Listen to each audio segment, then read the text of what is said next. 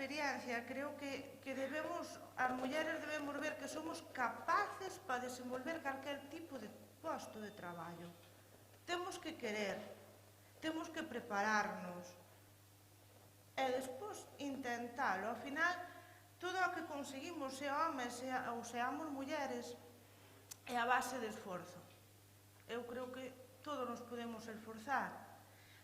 Hai que mentalizar as mulleres que valen, que, sobre todo no ámbito que eu estou, no rural, que, sí, o que dicía ela, ao mellor é máis fácil facer a conciliación da familia cos postos de traballo no rural, pero é que ao final a conciliación da familia ten que ser o home, a muller e os postos de traballo. Entre os dous hai que facer unha conciliación, non porque, pois, eu que sei, non sei se a vos pasa, pero eu teño dúas chicas na oficina e unha delas ten 2 pequenos. O home tamén traballa con nós. E cada vez que pasa algo na guardería, por defecto, chaman a nai.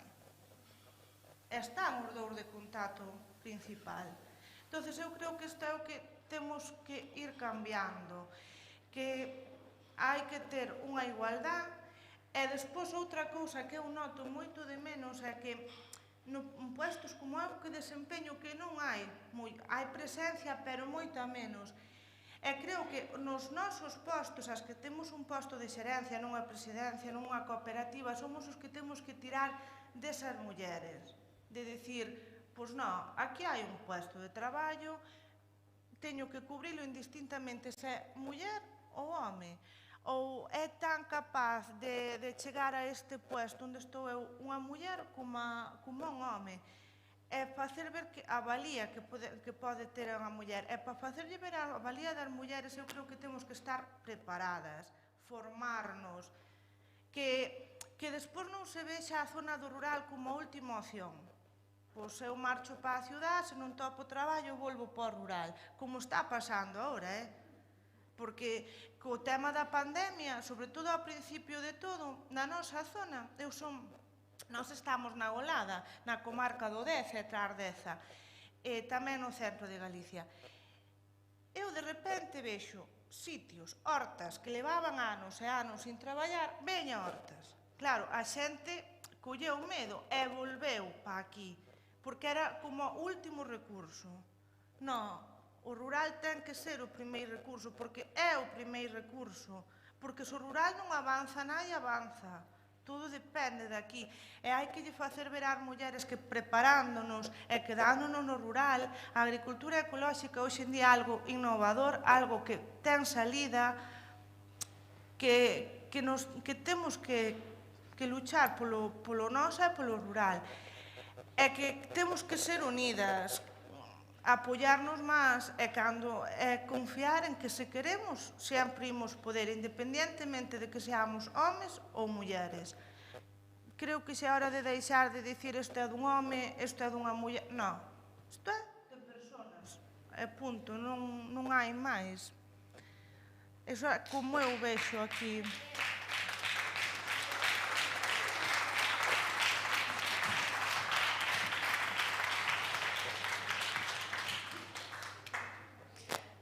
Bueno, fixe un bo resumo de todas as necesidades e toda a situación actual da muller no rural. Volvemos a escoitar a Loli Calvo. Este é o micrófono, non? Vale, non sei que estou facendo. Vale, falabas ti sobre todo da necesidade de asociarse e falabas tamén da necesidade de formación. Non sei ti como ves que cambiou, falo tamén para as compañeiras, como cambiou a situación da muller ata día de hoxe. Ves algún cambio, ves algunha necesidade? Estou facendo algo malo co micro, non? Non son eu, eres ti. Vale, non pasa nada. Vale, non sei como ves a situación e as necesidades que aínda sigue habendo, non? Que xa falaban elas tamén. Gracias, pois. Hola de novo. Ois. Sí, bueno. Bueno, a situación... gracias a todo o traballo feito, a mentalización e a que toda a sociedade imos cambiando, pois evidentemente cambiou e cambiou a mellor, o cual non quere dicir que este acadado, non? Decía Lorena que chaman da gardería as nais. Eu, aparte de ter a miña faceta de viticultora, pois me dedico ao ensino. E claro, cando falas dos pais que veñan, evidentemente, cando hai que vir a falar cos titores ou coas titoras, aparecen no 90% dos casos as nais, non? En poucos casos os pais, ou cando faz unha reunión. E este tipo de cousas que parece que non teñen importancia, sí é unha transmisión de cara á sociedade, non? É dicir, ir cambiando eso e pensar que é indistinto que debe ir o pai ou debe ir a nai en función do que o teña máis fácil nese momento, pero xeralmente, aínda que os dous traballen fora, é a muller quen siga asumindo eso. Son cambios sociais que costa moito realizar e que bueno, pues depende un pouco de toda a sociedade, o dicía moi ben, é dicir, isto é un tema de todos, non? Eu, a miña experiencia, por exemplo, aquí en Contes de Albarei, pois creo que neso teño que presumir, vou presumir. Somos unha sociedade, pois, nese aspecto, creo que moi equilibrada e moi normal. Eu presido unha cooperativa, teño dúas compañeiras no Consello Reitor que están por aí, as Marisoles, e outras compañeras xa estuveron, outras mulleres xa estuveron desde hai tempo, nun sector que, como antes mencionaba Eugenia, é un sector masculinizado, non? Pero, máis ou menos, aquí temos unha proporción no Consello Reitor de mulleres con respecto ao que somos na sociedade. E eu creo, o mellor, non sei, non estou na cabeza dos demais, hai algunhas socias ou algún socio por aí, e me poderá decir, quizáis ao mellor, ao principio, pois igual chocou un pouco, pero tamén teño que decir que nas dúas veces que me presentei ás eleccións, había outras candidaturas encabezadas por socios, por homes, non? E a sociedade, a pesar de que aquí vimos a asamblea e maioritariamente pois son socios os que veñen, ainda que hai moitas socias, non, creo que eso non se mirou. Entendo, quero entender, pois que se mira a xestión dunha persona ou dun equipo, porque neste caso é un equipo, e simplemente eso, non? E neso é o que temos que seguir tirando por ese aspecto. A miña experiencia personal en canto a estar en consellos reitores, por exemplo, traballar en equipo, me parece moito máis productivo, me parece moito máis enriquecedor todo aquele equipo de traballo donde haxa diversidade, donde haxa persoas máis xóvenes, persoas maiores, donde haxa homes, mulleres, xente que, por exemplo, neste caso, pues, que se dedica só á viña, que ten que compatibilizar con outra actividade, ten que ser representativo do que somos como sociedade. E nunca tuve problemas nese aspecto de quen é máis, nin quen é menos, simplemente somos persoas, e como persoas cada un, a título personal, aporta aquelo que vai na súa formación, na súa educación, na súa personalidade, e non debería ter un máis alá, non? Pero a realidade é que isto despois, míralo por aí, e agora entro un pouco no que é as asociacións nas que formo parte, non? Evidentemente, se temos as asociacións é porque ainda siguen sendo necesarias. Pois, se temos unha asociación de mulleres de cooperativas, pois porque antes daba algún dato, pero é a realidade que nos atopamos con que a maioría dos consellos reitores siguen sendo masculinos, aínda que topemos cooperativas, eu coñezo algún caso de cooperativas aquí en Galicia, donde a maioría das socias son mulleres, sin embargo, quen presida a cooperativa é un home, non? Ou quen no Consello Reitor maioritariamente son homes. Entón, esos cambios, bueno, pois son lentos e o traballo que se está facendo, eu creo que desde moitos sitios, se está facendo desde todo tipo de asociacións, desde a administración, favorecendo tamén a formación. E neso coincido un pouco co que xa falamos aquí antes e tal. A formación é básica.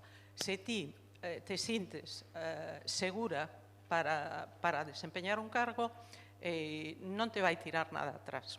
E isto, sí teño que dicirlo tamén, a primeira vez que entrei aquí a formar parte do Consello Reitor, pois había algún señor, pois que, si as mulleres que entramos pero unha minoría, o sea, sempre teve moito apoio de compañeiros homes e tal, pero algunha excepción. E a outro compañeiro que entrou no mesmo momento non se lle presupoñía que non estuvese no sitio adecuado, non? O sea, el era normal que se presentase, que nos presentáramos algunhas mulleres, pois, bueno, estábamos un pouco aquí, vamos a cambiar as cortinas do salón, opinádevos. Bueno, tes que demostrar, tes que aprender, porque hai que aprender. Ningún home nin unha muller está máis preparado para un posto determinado por unha cuestión de xénero. Estás como persoa. E cando entras a formar parte dunha organización, dunha sociedade, de un consello reitor, dunha xunta directiva, hombre, o que está dentro coñece e ten máis coñecementos, sexa home ou muller. E cando levas un tempo, escoitas, aprendes, mira como funciona e despois empezas a aportar. E aí eu non noto que haxa diferencias, cada un aporta, creo que é moi enriquecedor a pluralidade e, bueno, pois, a través do asociacionismo, indudablemente. Por que? Pois porque tes persoas ao teu lado que están vivindo situacións semellantes, que che contan as súas experiencias e que a veces parece que bueno, pois hai cousas que xa non están pasando e de repente te enteras de que sí, de que aínda hai quen vas a buscar a unha socia a casa e invitala para formar parte de algún órgano de dirección da cooperativa e demais, e o mellor estar animada a colaborar, a participar, e chegar un fillo ou chegar o home e dicir, onde vas ti? Ti estar ben na casa, non? Iso temos que cambiálo. E temos que cambiálo, pero por ben de todos, porque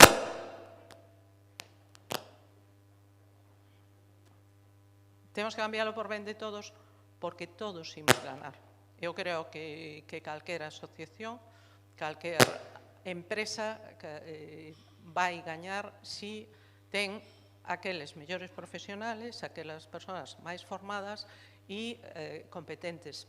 Dá igual que é o que se nos ten que pedir, que nos formemos, que nos informemos e que traballemos, que teñamos un proxecto.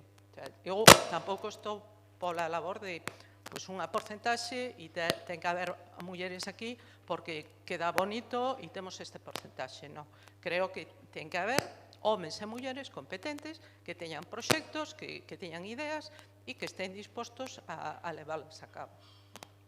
Pode deixalo aquí, senón non fala ninguén máis.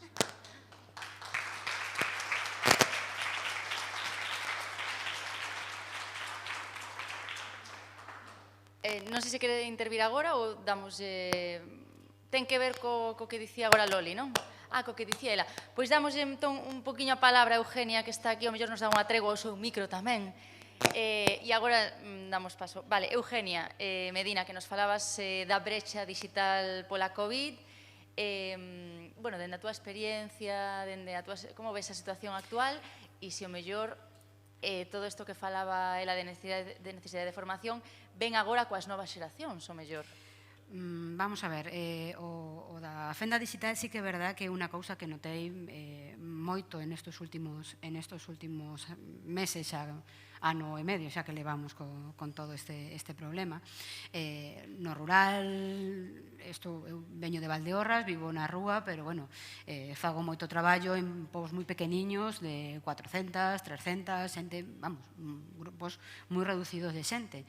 E de repente teñen que acceder a solicitar unha cita ao médico, o teléfono está comunicando, teñen que ir ao banco, teñen que facer unhas colas e lle mandan o caixeiro, e problemas do día a día que moita xente, sobre todo moitas mulleres, se sentían como retraídas a poder facer estas cousas, basicamente porque daballe medo a enfrontarse a estos problemas. E tamén un pouco porque, algo que decía Loli ahora mismo, porque igual un fillo o home podíalle decir que o teño escoitado, bueno, tú deixa que xa desto xa me encargo eu, non te preocupes. o avance en esas ferramentas, comentaba antes o tema da chave 365, certificados digital, acceso ás citas do Sergas, etcétera, etcétera, fan que, en este caso, as mulleres rurais de poblacións moi pequenas se sentan moi empoderadas e con unha forza moi importante de poder facer calquera cousa, a parte da comodidade de poder facela por elas mismas, non ter que depender de naide máis, ni dun fillo, ni dunha filla, ni dun home, ni de naide. E é unha lectura de algo moi cotidiano e moi sinxelo de algo digital que repercute no empoderamento feminino personal.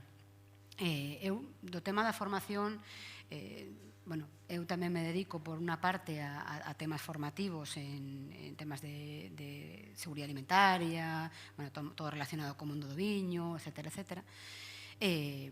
Eu creo que a formación é fundamental, pero fundamental non solamente para empezar, non solamente nos temos que formar, coller o título, pegalo na pared e quedarnos ali. Temos que formarnos continuamente en todo, en cousas que van surxindo, que van cambiando, que van sendo diferentes. Eu son dunha xeración que non me criei cos ordenadores. A miña sobrinha ten 7 anos e anda co teléfono e ca tablet como si nacera con ela na mao. E eu tuve que aprender. E a día de hoxe é unha ferramenta que traballo todo o rato.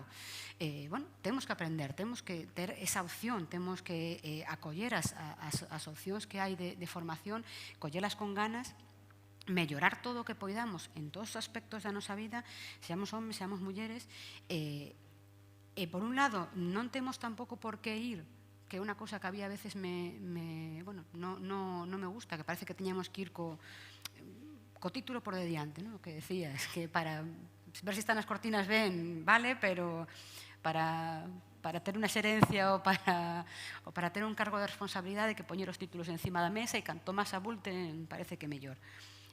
Os títulos valen para desenrolar un traballo e cando desarrollas o traballo de maneira correcta os títulos xa empezan a sobrar, hai que demostrar o día a día. Pero sí que é verdad que creo que a ferramenta máis importante é a formación e, sobre todo, algo que decías ti, que, a ser posible, currículum cegos, sin fotos, sin sexo, sin idade. Todos aportamos, todos temos cousas millores pola edad, por lo xénero, por lo que sea.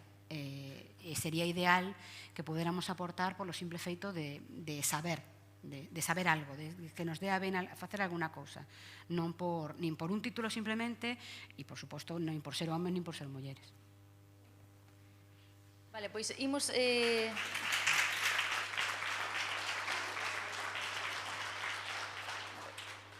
Vamos a chegar entón cara ao público. Non sei se alguén máis ten algunha pregunta, porque quería participar. Vale. Vale, xa me chegou eu, non pasa nada, así camiño un pouquiño. Pregúntase. Perdón, podo baixar a ver, chame Monse. Eu quería falar da miña experiencia personal. É verdad que as mulleres temos que estar unidas, temos que ser fortes. Eu con 18 anos empecé nunha conservera. E o mundo da muller é un mundo moi competitivo, porque nos pisamos, porque somos envidiosas. E non hai peor machista que unha muller con outra. O sea, os homes serán todos machistas, pero hai mulleres que son moito máis machistas que un home. E teño vivido na miña propia piel. E se os nenos son machistas é porque a non lles consentimos. E iso non pode ser, non se pode consentir nin tolerar. E é moi duro unha rapaza que eu non había vivido nada, 18 anos, traballar unha conservera, fíxome, é como se a vida che dera. O sea, o meu título non é un EGB, non son universitaria, o meu título é a vida, o que levo ás espaldas. E non somos unidas, somos moi competitivas.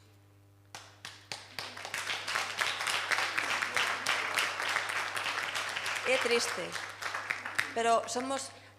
A ver, non quero generalizar, porque hai mulleres que son loitadoras, son guerreras, pelean, eu se conozco xente que cae e levántase, cae e levántase. Esas son as que valen a pena. Vale? Porque jolín, eu penso que todas deberíamos remar, todas xuntas. Ai, no, que eu quero ter un coche guai. Ai, no, que meter moita mierda. Dedicámonos a meter moita mierda, con perdón da palabra. Pero que me sale así. Entonces, jolín, non é tan complicado. Se a ti che vai ben, eu teño que alegrarme por ti. Non teño por que envidiarte. Debería ser así. Eu alegrome polo que lle vai ben a toda a xente. Homes, mulleres, quen sea. Eu son feliz coas miñas 4 cousas. Ti tes 10? Pois aproveitas e vivias. Pero eu coas miñas tamén son moi feliz. E non teño que envidiarche nada. Pero que non sei que nos pasa. Deberíamos ser máis unidas. Supoño que a cultura antigua que che meten, a cultura, toda ven atrás, e mentras non cambiemos todo o que nos inculcaron, que lle inculcaron as abuelas, as nosas nais e as nais a nós, isto non vai parar nunca, vai seguir igual.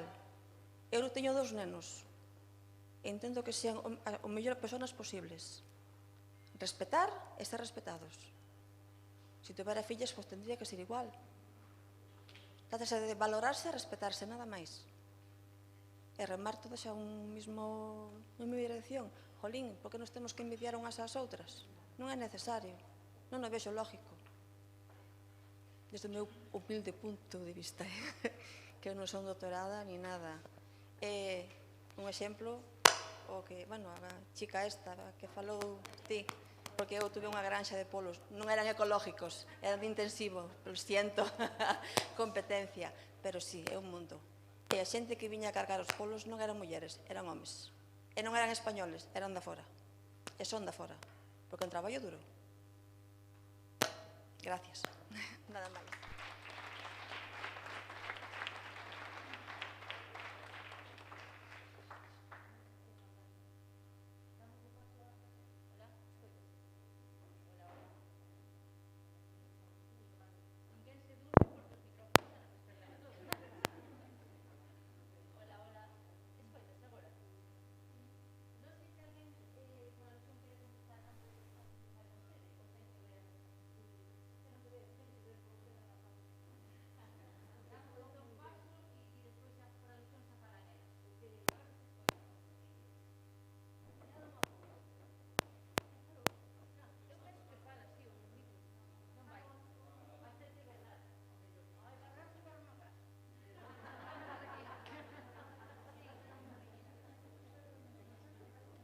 Non quero berrar.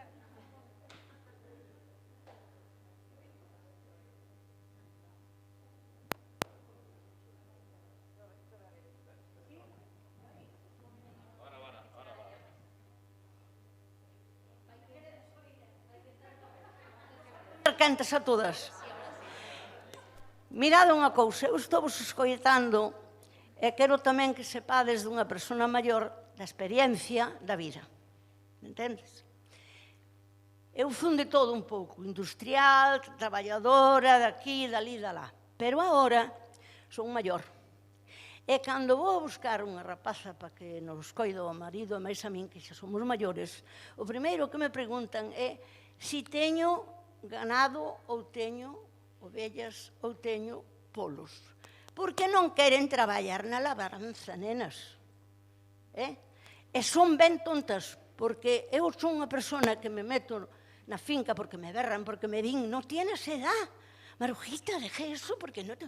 Me cago en 10, si yo voy para la finca y vivo, respiro aire, veo los gallos como me crecen, veo las abejas como me paren y veo los huevos que tengo que son ecológicos, y sé que tengo huevos para mis nietiños y para amigos y para todo. ¿Por qué se habla tan mal de la agricultura?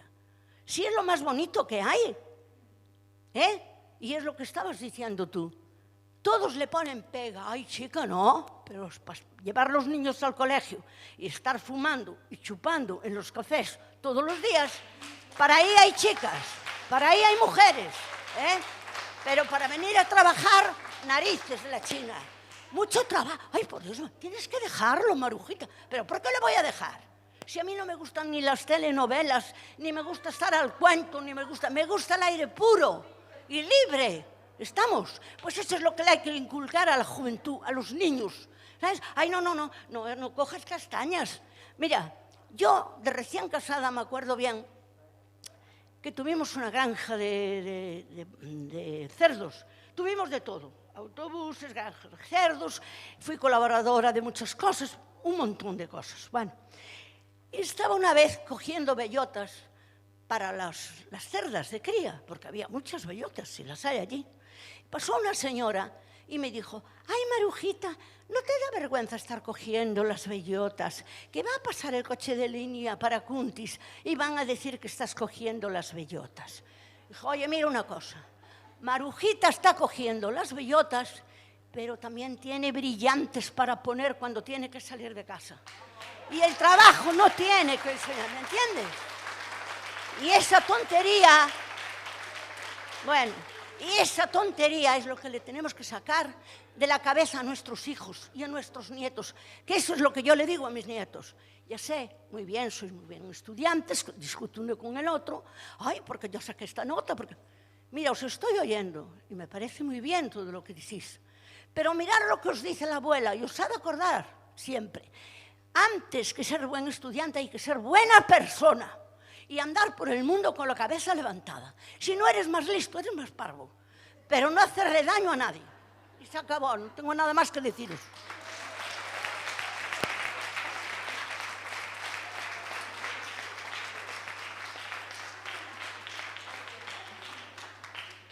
Non sei se por alusións, Lorena, ou, bueno, calquera de vos. Que fale Lorena, non? Pois veña.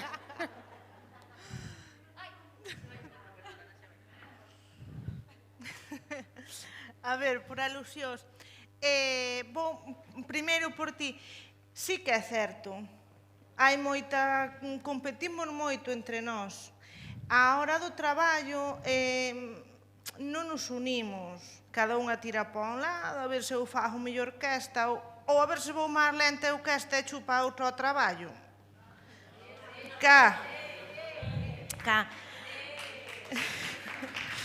Porque eu cando acabei de estudiar fixen as prácticas nun matadero moito máis grande, porque nós somos moi pequeniños, somos moi artesanales, porque sempre quixen primar a mão de obra. As máquinas están ben, pero fai falta a mão de obra. Pero onde eu fixen as prácticas, aquilo era un matadero inmenso. E había moitísima muller. E o encargado do matadero sempre estaba enfadadísimo. E un día chegou onde o gerente, tiña a porta aberta, eu sei perfectamente, e dixolle, mira, como non empeces a meter hombres no medio desto todo, vai mandar narices, porque non se unían á hora de traballar. Se unha non o daba feito, pois mátate ti ao traballo. Acórdome que había que escoller o produto por peso. E ás veces, pois viña eses que eran era de cuellos, entonces había algún que viña moito cuello pequeno, entonces a que escollía o número 3, por dicir un número, tiña moito traballo. Pois a que escollía o número 4, ao mellor non tiña tanto e non lle botaba a mão. Que non era general, non? Que despois sí que había entre unhas e outras que se axudaban. Pero sí que estou contigo neso. E eu vivino como xefa, vivino de ter que mediar, hasta o punto de decirlle, non, sodes todas iguales, tedervos que unir. E despois o que sí que é certo que eu vexo que ao mellor cando dis, ti a que te dedicas? Teño unha granxa de polos ou de vacas, pois sí que ás veces nalgún ámbito din unha granxa. Pois se non temos granxas e non temos horta, a ver que comes ti. Claro.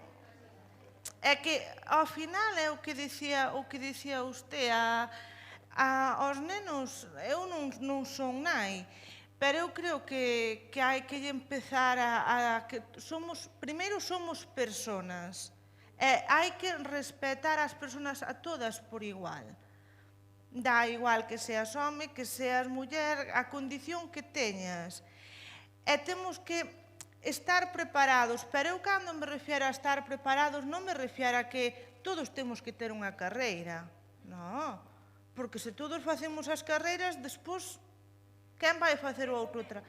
Aí está, pero ao que eu me refiero é que hai que se preparar a nivel, pois eu que sei, eu cando montei o matadero, pois a xente que chegou onde a min, pois non viñan de outros mataderos, pois eu tuve que preparar esa xente. Ao final hai que se preparar para todo o puesto de traballo que a ti che guste e a ti queiras desempeñar, pero tens que ter unha preparación. Dá igual que che guste ser ingeniero como que che guste ter unha granxa de vacas de leite. Dá igual, teste que preparar. E despois hai que inculcar eso, que todo traballo é digno. Todo. Desde que, pois a min que me gusta dedicarme a ser asistente, a cuidar persoas maiores ou limpiar casas, pois a min gústame facer eso. Porque vou ser, pois non sei, médicos, a mí o que me gusta é cuidar as persoas maiores. É igual de lícito. E eso eu creo que é o que ya hai que ir inculcando aos nenos.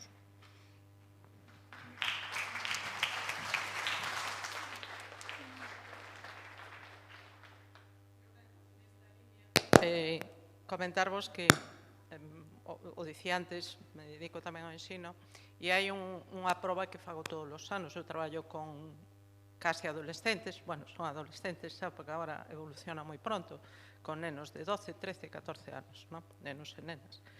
E lles pregunto que queren, a onde queren chegar no seu futuro, que van a facer da súa vida, que van a formarse, estudiar ou estudiar, e cando me refiro a formar, pois vou nesa línea, é dicir, formarse porque hoxe os pais, todos os rapaces teñen que facer bacharelato.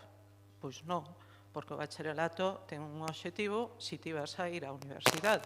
Se vas a dedicarte ao mundo laboral directamente, é moito mellor que fagas un ciclo formativo e que te formes no que queres facer. É dicir, cando falamos de formación, indudablemente, eu desde logo parto sempre da formación na túa profesión, no teu ámbito, que sexas un bo profesional, que coñezas o traballo. O que iba, que pregunto moitas veces, pois hai de todo, os que van facer unha carreira, os que van tal, e mecánicos, electricistas, hostelería, auxiliar de... Aquí ninguén, pero isto é matemático, aquí ninguén ten pensado dedicarse á agricultura ou á gandería. E entón ven a mirada xa como dicindo, esta señora de onde saiu? Esta profe foiselle, non? Como dicindo, nos, eso. É que non, creo que aí temos unha responsabilidade tamén os que formamos, os que somos pais, nais e os que nos dedicamos ao sector agroalimentario. Temos algo pendiente, que é transmitir o que é o traballo no medio rural. Estou falando neste momento do agroalimentario, que hai outras moitas facetas no rural ás que poder dedicarse. Estáis exemplos aquí do que se pode facer. Pero mesmo do agroalimentario, cando lles comento, oye, eu teño algún compañeiro, coñezo un gandeiro que se forma e 2 días á semana en Madrid, viaxa, leva o seu ordenador e probablemente na súa explotación use máis o ordenador que ti o que vas a usar cando sexas electricista ou ti cando sexas tal. Entón, que o mundo da agricultura, da gandería, o mundo rural, é un mundo que ten que estar na actualidade. E a xente sigue pensando, a maioría da xente, que o mundo rural e sobre todo a agroalimentaria, pois que o señor ou a señora que anda coa vaca a corda. E evidentemente iso non é productivo, iso non che permite vivir, e entón iso tamén é formar, é dicir, transmitir. E aí temos unha parte de culpa as xeracións. Eu vexome xa unha xeración por riba disto, estou vendo aquí futuro, estou encantada de compartir con xente moito máis nova, porque vexo que isto avanza. Pero temos ao mellor, unha parte de responsabilidade grande cando pensamos que todo da cidade era mellor, que calquer outro traballo é mellor que o campo, e moitas veces iso transmitimos precisamente desde o mundo rural. E tamén enlazo un pouco co que decía antes Monse, non? Evidentemente, temos unha faceta importante.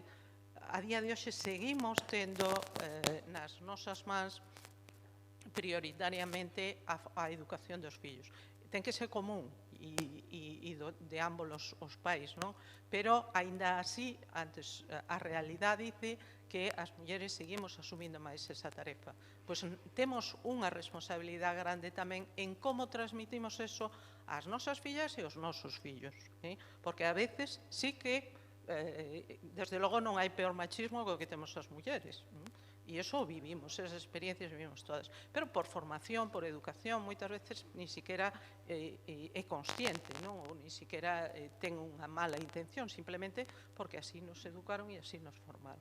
Pero que sí, que dar a coñecer o mundo rural e poñelo en valor é algo tamén que temos que facer os que vivimos nel e os que vivimos del, en moito casos, non? Gracias.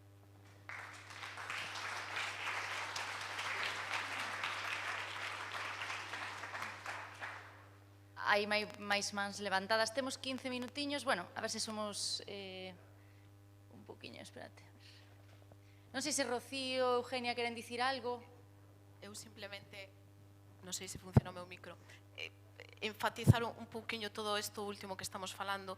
Eu non percibo unha formación inferior por parte das mulleres, todo o contrario, ni unha falta de formación.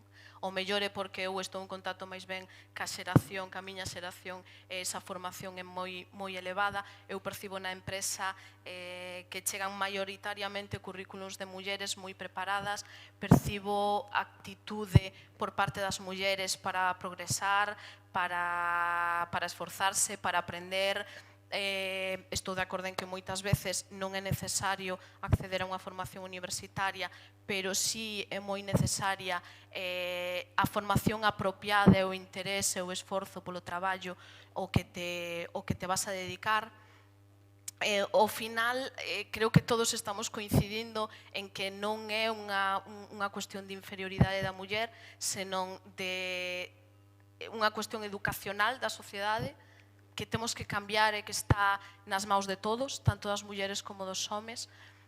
Unha falsa percepción de inferioridade, ás veces que é o que nos fai non progresar máis e non chegar a eses postos directivos. Unha sociedade aínda moi machista por parte de ambos que nos leva moitas veces a conductas que non son as máis apropiadas. Estou de acordo tamén co que falaban antes, que moitas veces as mulleres somos moi competitivas, demasiado competitivas, pero tamén penso que iso é bo, e que temos que saber aproveitar esa parte positiva da competitividade que temos entre nós. E non deixa de ser, ao final, unha cuestión de educación e de, como decía a señora, de ser boas persoas.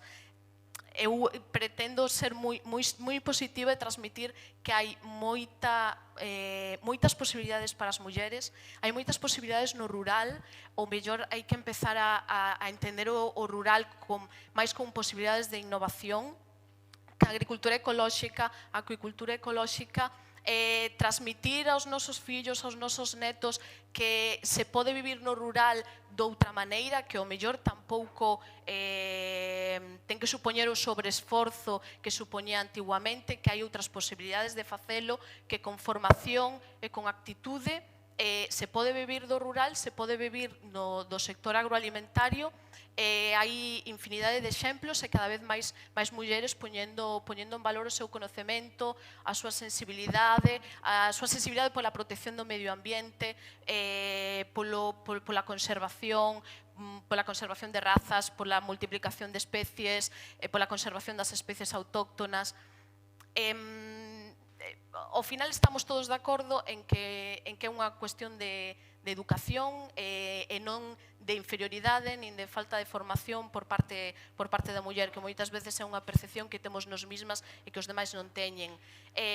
Eu penso que somos, obviamente, tan capaces ou polo menos igual de capaces de emprender calquer reto que nos propoñamos, que o que temos como sociedade é aínda un camiño longo en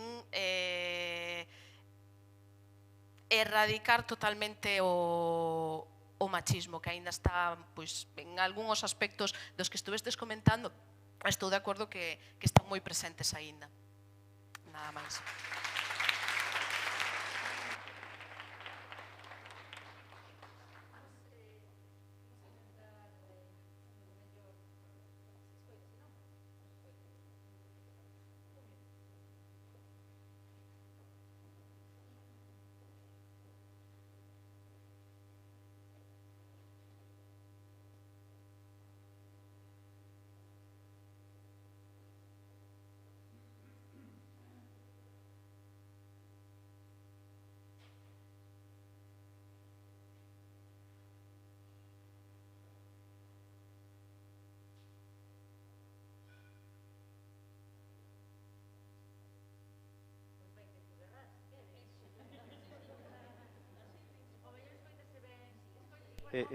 Mira, con este. Vai agora. Vale. Buenos días a todos, encantados de vir aquí a esta colaboración con todos ustedes. Falaron todos moi ben. Espero que este sirva de algo para mañán para a juventud, porque desgraciadamente cando era xoven tuve que emigrar polo mundo adiante, porque as autoridades de por aquí todos quitaron o porvenir de poder traballar nos fincas, dos animales, non tiñamos dereito a nada, nin pegaban leite, nin pegaban carne, nin nada. O sea, que quedou todo abandonado, porque o que mandou obligarnos a emigrar. Eu fui unha emigranta, entonces fui obligada.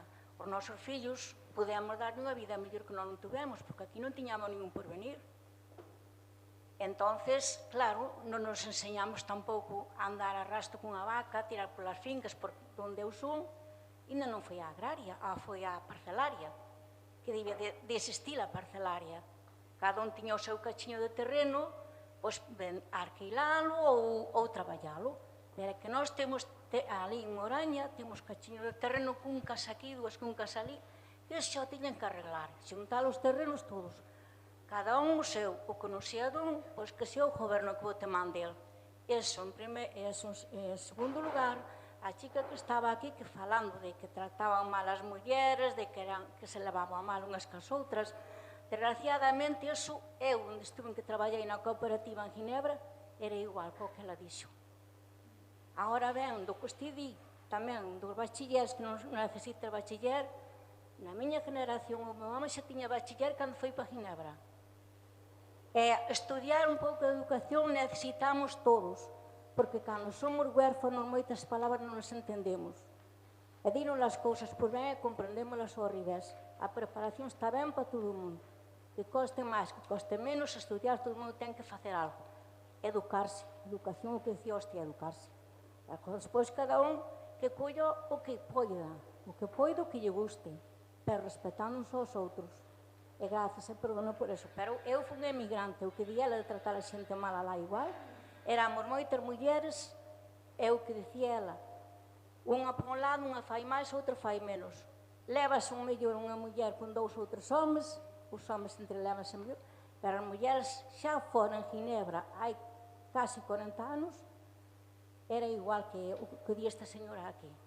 Moitas gracias por me deixar falar un pouquinho.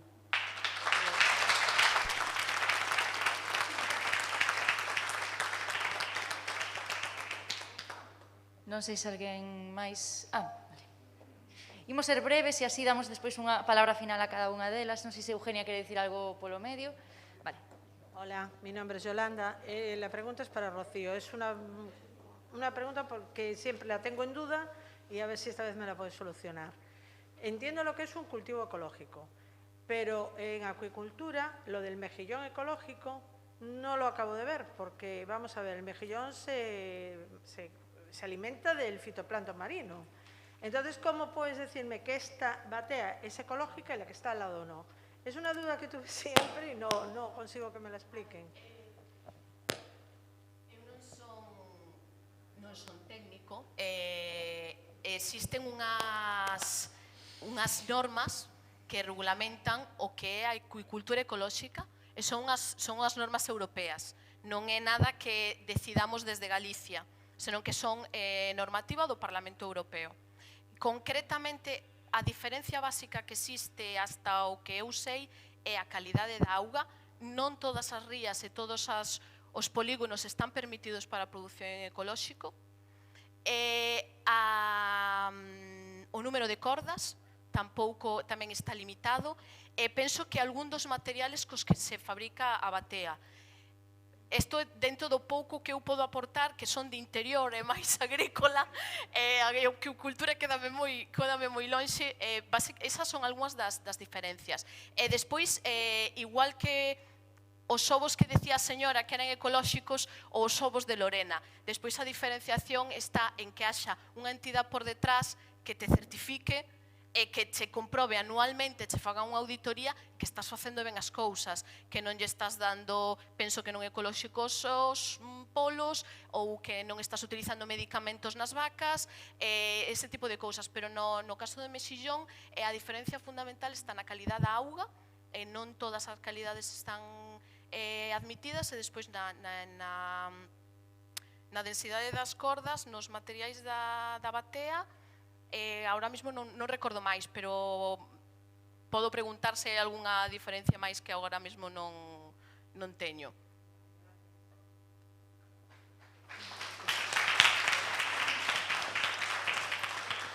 Vale, facemos a última intervención, porque xa estamos en tempo, e alguén lle soan xa as tripas por aí, non? Nada, é pouco tempo. Mira, falas de que tes unha cooperativa ecológica de polos e ovos. Eu quería saber se tuvetes axudas da Xunta, entre comillas, porque eso é moi subjetivo. Axudante unha temporada, pero despois, en fin. Eu, por exemplo, pagaba moito por grupo de retirada de polos mortos, cada ano é máis caro, moitísimo, moitísimo, moitísimo. Antes era subvencionado, pero agora a Xunta debe estar... Perdona, pagabas moito? De retirada de polos mortos. Vale? Antes era medio subvencionado pola xuntiña, pero cada ano debe ser que ten menos cartos nas sacas, entonces tens que poñer máis pasta ao teu bolsillo. Entonces, sumas unha cousa a outra e non che dan as contas. Eu acabei cerrando a granxa este ano, porque encima viñamos da xunta, os inspectores, tens que tener isto, isto, isto e isto. Oye, o señor, a miña granxa é de 15.000 polos. Entonces, eu quero saber, aparte, que alimentación lle das, solo por curiosidade, porque se supón que os piensos que veñen cunha bolsita, etiquetados e todo, porque se debía ser soja, trigo, non sei se leva centeo, bueno, centeo non, creo que non. Non, entonces estábamos moi vigilados, moi mirados. E se non multábante. O sea, quería saber, bueno, se me podía responder a esas dúas cuestións nada máis.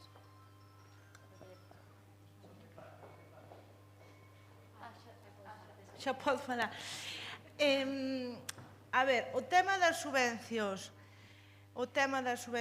Eu quero, sin ofender a nadie, con todo o respeto, que todos temos dereito a pedir subvencións.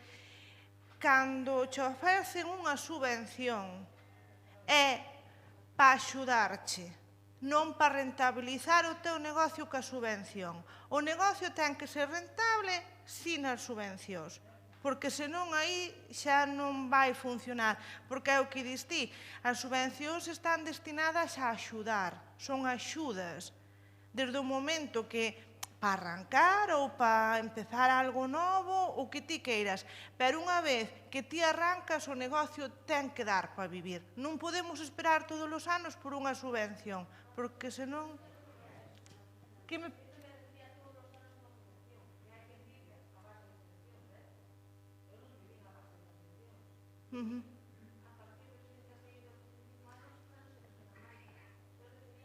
Se hai algunha axuda para o ecolóxico?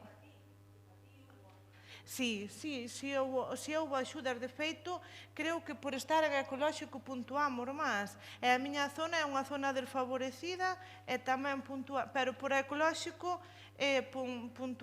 puntuamos máis. E si tuvemos axudas e si tiramos delas.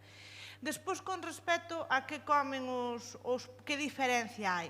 Mira, os nosos animales alimentámonos a base de mezclas de maíz, cebada, trigo e soja. É o que levan os piensos. Non hai medicamentos, non hai nada que pigmenta a carne, non hai nada que force o seu crecimento. De feito, se ti tuveche unha granxa en convencional, os polos das nosas granxas teñen que estar 81 días nas granxas. E con 81 días de produción conseguimos canales de 2 kilos. Ti imagina tú que ti tuveche telo 81 días nunha granxa. É inviable.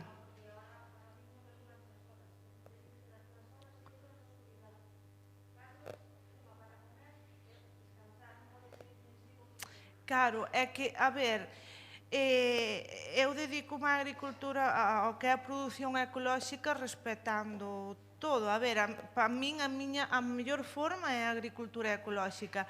Nas nosas granxas non hai, ora doulle luz, ora non, chega a noite e dormen. Salen todos os días afora, desde que o polo está emplumado, ten a súa pluma e xa el se pode defender por si fai frío ou así. Eles, e as galiñas igual, salen ao exterior. O que me dicías ti dos seguros, pois que che subiron a recollida de cadáveres, pois non che sei, porque, sinceramente, nós temos moi pouquiñas baixas, moi pouquiñas, porque o animal vai crecendo según o seu corpo quere, non o forzamos. Polo? Morreronche 10.000 polos. Claro. Pero para iso hai seguros que che poden axudar.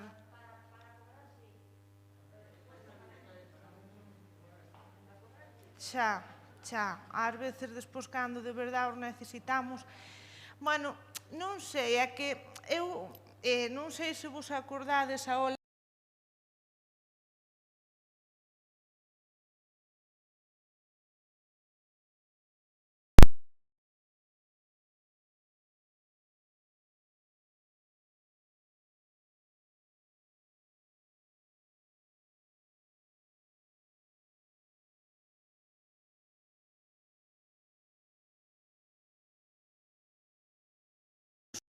non é fíxame, teño seguro, olvídome.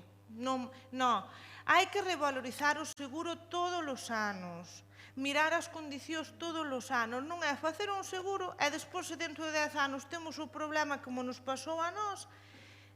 Non, porque as cousas collen valor. Non é o mesmo unha nave que sen galiñas, que se as ten, en que período de produción está. A ti non é o mesmo que che morran os polos con 3 días de entrada que xa con 30 días ou 40 que xa van salir para fora. Entón, por iso vos digo que é importante ter ese tipo de formacións. As formacións que nos fai falta para estar no día a día. Imos ter que seguir a conversa despois no xantar das dúas. Agora temos que darse a un final. Grazas a todas por participar. Eugenia, non che din case nin pé a despedirte. Bueno, calquera cousa podedes seguir despois falando no xantar as dúas. Agora, graciñas a todas. Imos levantarnos. Un momentiño aínda que imos ter o peche, podedes ir baixando. Imos cambiar un poquinho o escenario. E vai subir agora co Badonga Toca a clausurar o acto e xa despois podemos sair a pinchar un pouquiño. 5 minutiños e xa imos. Un segundiño.